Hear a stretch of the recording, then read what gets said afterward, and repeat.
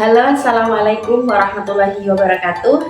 Perkenalkan, nama saya Nana Mawadatul Rohmah dengan NIM 86000927. Oke, pada video ini saya akan melakukan praktikum IPA di SD, yaitu modul 3 KP2 tentang uji makanan, yaitu uji karbohidrat. Nah, alat dan bahan yang saya gunakan adalah pengganti kalium iodida, yaitu betadine, ya, pisang, apel, nasi, telur, tahu, margarin, biskuit, tepung, kentang, dan gula.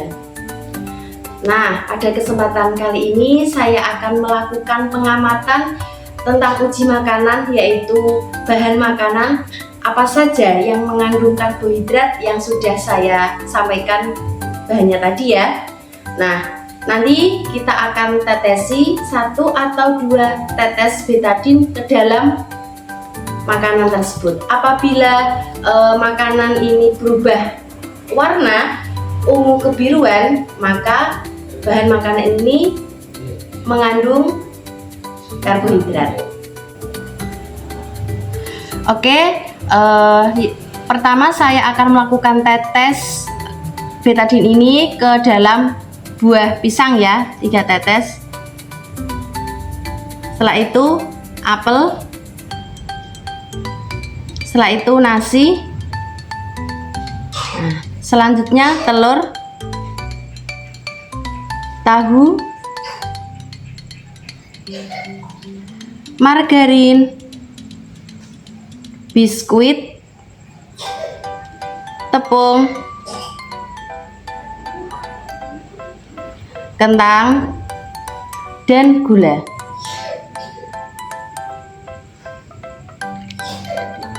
Oke, setelah kita tetesi betadine ini, kita tunggu 10 menit ya, dan bagaimana hasilnya. Oke, setelah kita tunggu selama 10 menit, kita bisa lihat hasilnya ya.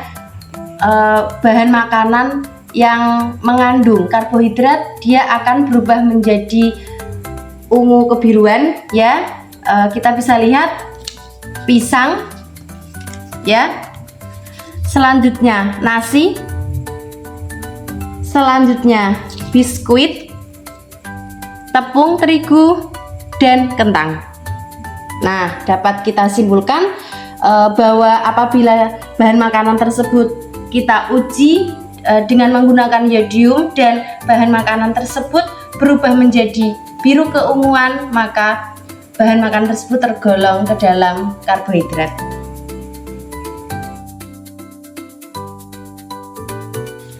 Oke, selanjutnya saya akan melakukan praktikum tentang uji lemak ya. Nah, alat dan bahan yang saya gunakan adalah kemiri, margarin, seledri, wortel, ubi jalar, susu cair, santan, pepaya, kacang tanah, jagung, minyak goreng, air, pengganti pipet ya, 2 sendok makan, dan sampul buku yang berukuran 10 x 10 cm. Nah, selanjutnya yaitu senter, saya menggunakan HP. Nah, tujuan dari praktikum ini adalah untuk mengidentifikasi bahan makanan yang mengandung lemak. Oke, selanjutnya saya akan melakukan perbandingan atau pembanding ya antara minyak dan air. Manakah di antara minyak dan air yang tergolong ke dalam lemak? Ya, saya ambil sendok, kita oleskan ke dalam sampul buku, selanjutnya air,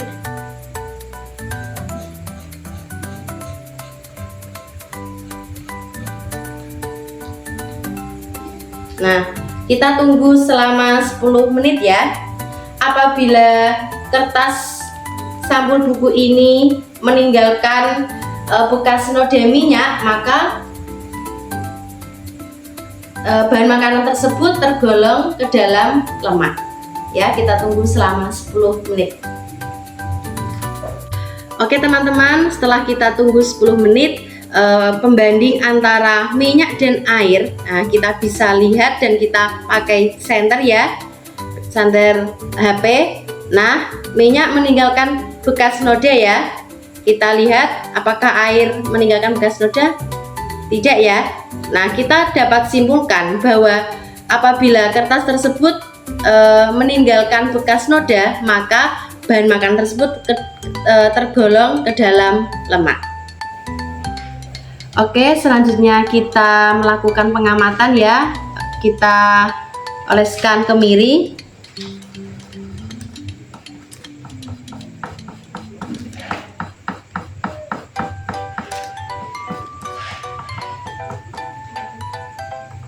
Nah, selanjutnya margarin kita oleskan.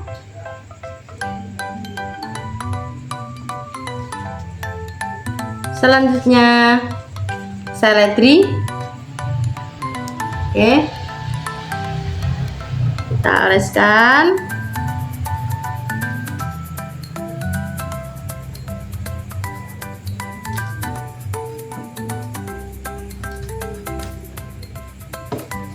Selanjutnya wortel.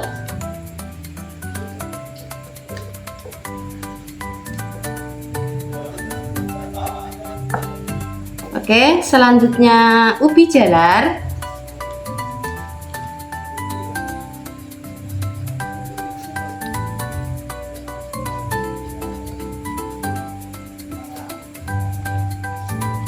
Selanjutnya jagung.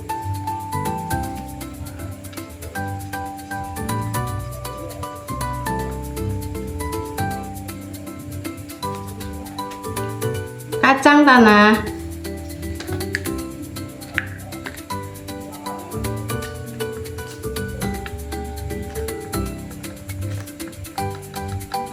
Kita oleskan secara pelan-pelan agar kertas sampul bukunya tidak sobek. Nah, selanjutnya pepaya. Kita ambil, kita oleskan. Setelah itu santan. Nah, saya menggunakan sendok ya karena mengganti pipet. Nah, selanjutnya susu.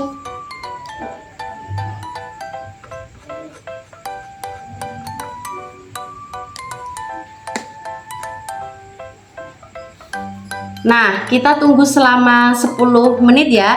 Apabila pada sampul buku ini kita senter menggunakan HP, apabila dia meninggalkan bekas noda minyak, maka bahan makanan tersebut tergolong ke dalam lemak. Baik, kita tunggu 10 menit. Oke teman-teman, kita sudah menunggu selama 10 menit ya, dan kita akan lihat hasilnya bersama-sama, dan saya menggunakan senter. Nah, kita amati dan kita akan tulis di hasil pengamatan pada modul ini ya. Apakah susu meninggalkan bekas noda? Kita bisa lihat meninggalkan ya.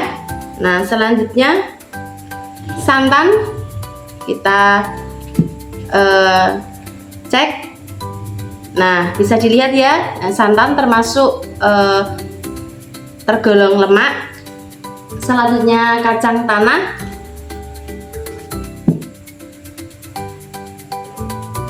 Nah, kita bisa lihat dari senter ini dia meninggalkan bekas noda. Selanjutnya pepaya. Ya, pepaya termasuk ya dalam lemak. Selanjutnya jagung. Nah, jagung tidak termasuk ke dalam lemak ya.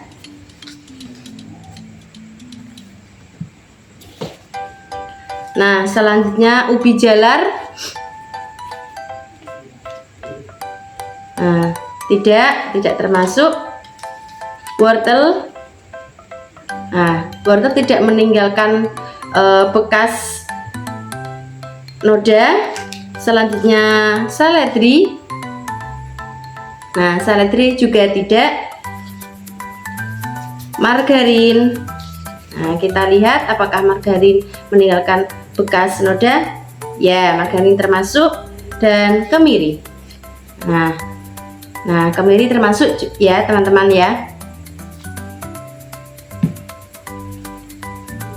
Oke teman-teman, pada kesempatan tadi kita sudah melakukan pengamatan pada sampul buku berwarna coklat, mana yang meninggalkan bekas noda itu termasuk lemak, dan mana yang tidak meninggalkan bekas noda itu tidak termasuk kategori lemak ya. Nah, kita bisa simpulkan, dan saya sudah tulis di dalam hasil pengamatan pada modul ini.